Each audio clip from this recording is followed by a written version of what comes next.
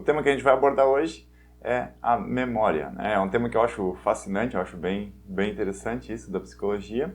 E também é um tema bastante estudado já, assim, né? Tem bastante pesquisa já e bastante constatações a respeito de como isso funciona, certo? A primeira coisa importante para a gente falar sobre memória é que o termo memória, né, a gente usa para o mecanismo todo, assim, né, para como ela é armazenada, guardada, como ela é recuperada, como a gente lembra, todos esses mecanismos de guardar e buscar essa informação é o que a gente chama de memória.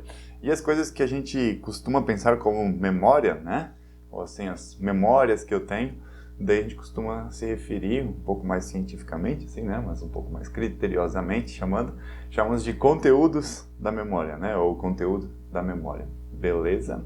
Então tá.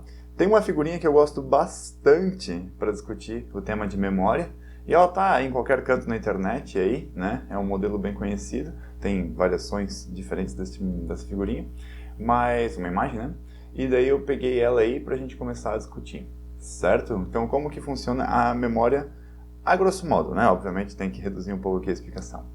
Então, assim, a primeira coisa de todos, que a gente vê lá em cima, é a informação.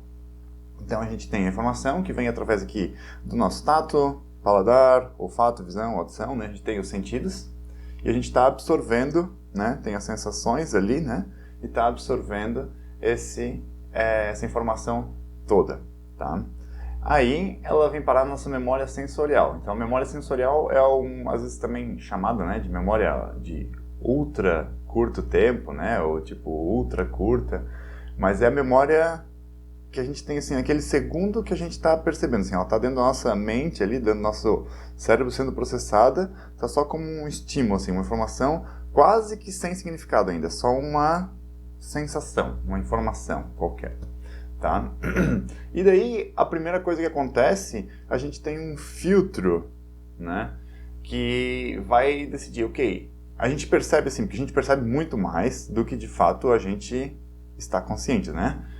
Nesse exato momento eu estou vendo aqui, estou vendo a câmera, estou vendo, né, minhas anotações, estou vendo todo o cômodo onde eu estou, vejo a planta lá, mas eu não estou consciente assim de quantas folhas tem na planta ou, né, qual carro está passando na rua agora, né?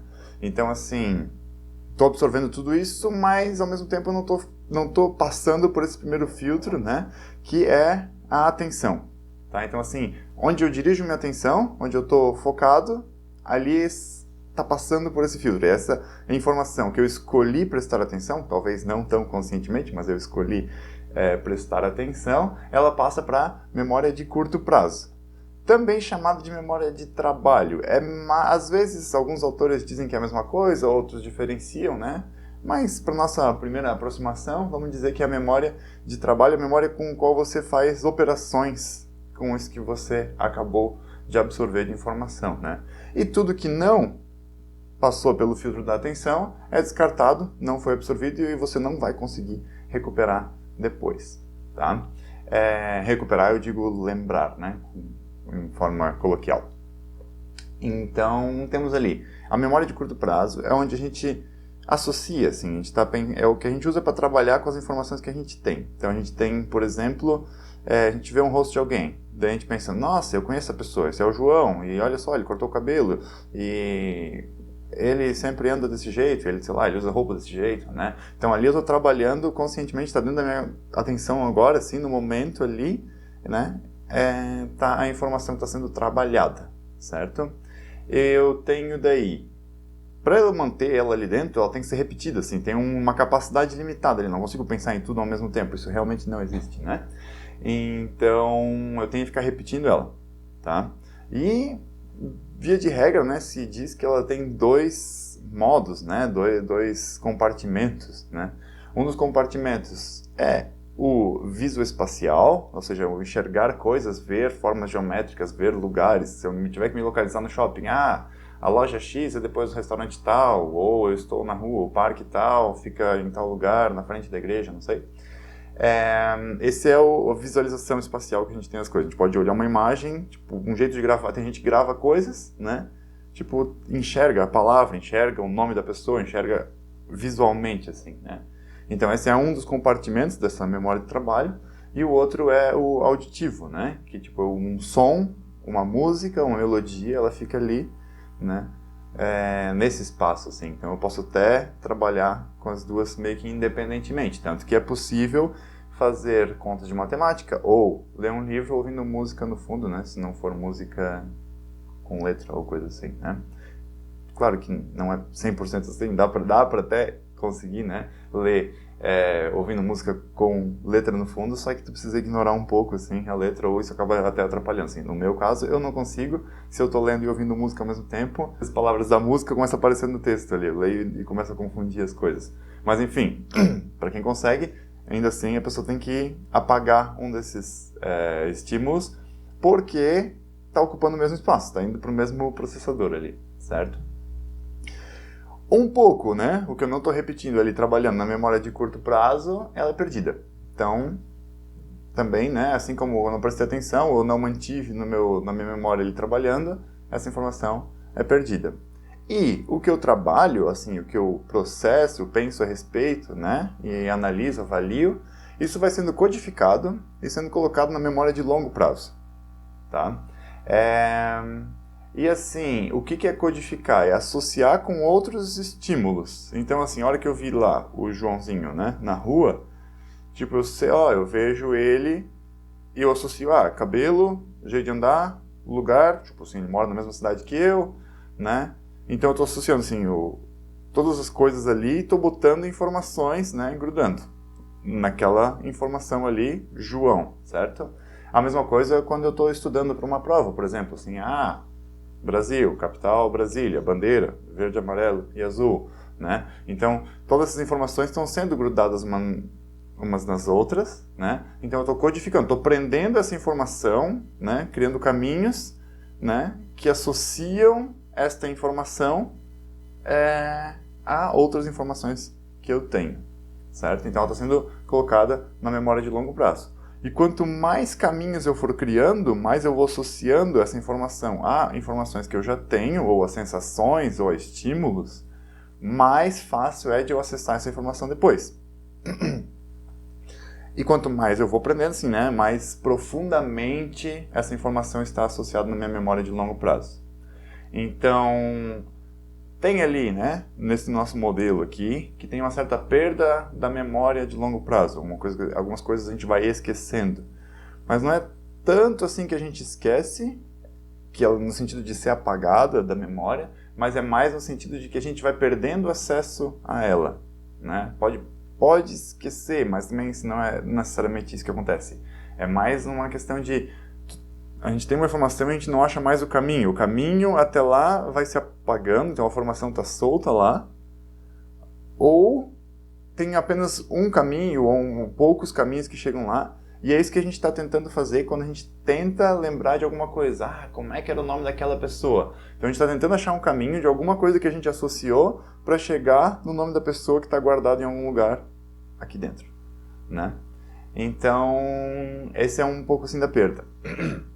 E daí tem o processo de recuperação, que é trazer o que nós temos guardado, armazenado dentro do nosso conteúdo, né? Da memória, armazenado na memória, trazer de volta para trabalhar. Ou seja, a hora que eu vi essa pessoa na rua, eu estou associando com coisas que eu já sei a respeito dela. Assim, eu já sei, a pessoa não me falou o nome dela, eu já sei o nome dela. Então eu estou associando a visão que eu estou tendo, né? A pessoa, o contexto todo, com, esse é o fulano que me contou tal história, que esse é o nome dele, e a mãe dele é isso, o pai dele é aquilo, o trabalho dele é assim, né? Então eu estou trazendo de volta para a memória de curto prazo, ou para a memória de trabalho.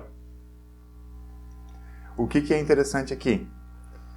Uma coisa assim que eu ouvi, que eu acho que é fantástico ter em mente para entender a memória a frase é a seguinte, né? A memória é sempre reconstrutiva, nunca reprodutiva. A gente não reproduz exatamente uma situação ou uma informação na nossa mente exatamente como foi naquela época. A gente pega algumas dicas, assim, a memória não tem uma forma clara, assim. Ela é uma coisa um pouco abstrata, disforme, tem algumas dicas, algumas sensações, emoções ali associadas, mas ela volta para cá e eu tento englobar ela no conhecimento que eu tenho hoje.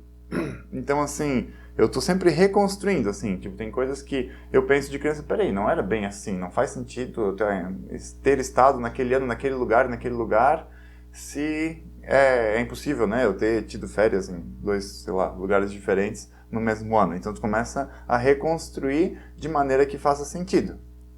E é bem isso que é legal, porque é mais ou menos isso que acontece na terapia. A gente pega a informação que a gente achava como ela era, né? Tá lá aquelas sensações e emoções guardadas, né? Informações, e elas voltam para cá, a gente pode retrabalhar ela e recodificar. Então aquilo ali é quase que um ciclo, quase não, é um ciclo, né?